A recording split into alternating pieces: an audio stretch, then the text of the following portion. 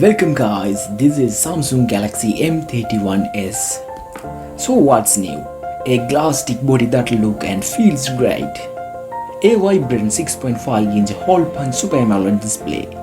A 64 megapixel primary camera by Sony that replaces a similar one made by Samsung. And fast 20-volt wired charging. The plastic that feels like a glass back is not bad at all and feels quite premium compared to the M31. The mid-range blue dual-tone finish look a bit flashy. The straight side and slightly round corner look quite nice, as is the overall build quality as it does catch fingerprint, but you can wipe them quite easily. Display. Super AMOLED panel are known for their deep blacks. The panel on this phone doesn't disappoint. Even if it's not comparable to the got stuffy you get in mid-range with the A series. Some may prefer the vivid color mode. It felt that it was a bit too started, with red look borderline orange. After settings it to natural on color look spot on, and the deep black really made for an enjoyable video streaming experience compared to regular LCD panel.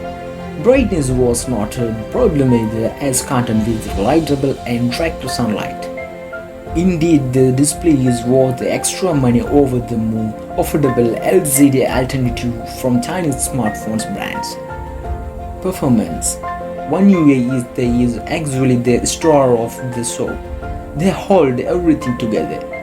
Given the Exynos 9611 chipset inside, the M31s doesn't feel as snappy as I would like, but things are still smooth enough, and I saw no hiccup in day-to-day use save for some minor stuttering when jiggle between third-party apps.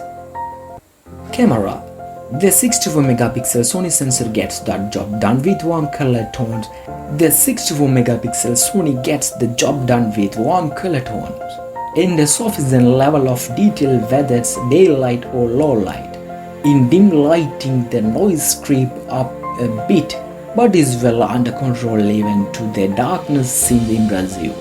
Switch to night mode and you may be a bit disappointed. This image quality is average, with Samsung aggressive noise reduction that lead the lack of detailed texture like leaves walls act.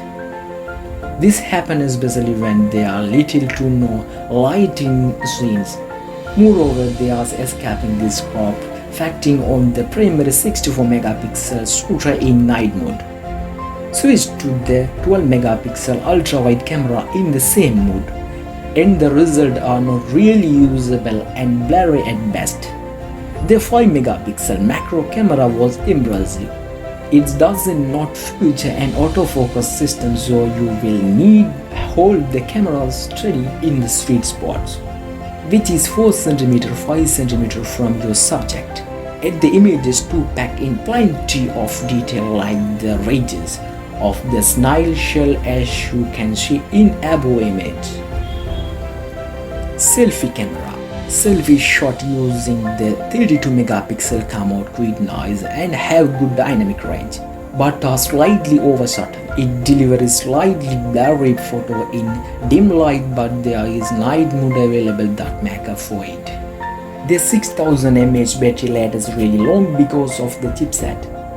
Strongly for use and with casual non-gaming use will easily last 2 days. The 20-volt charger is fast and gets you up and running in about an hour and a half, which is not bad given the battery capacity. This is your overall Samsung Galaxy M31s. Thank you guys.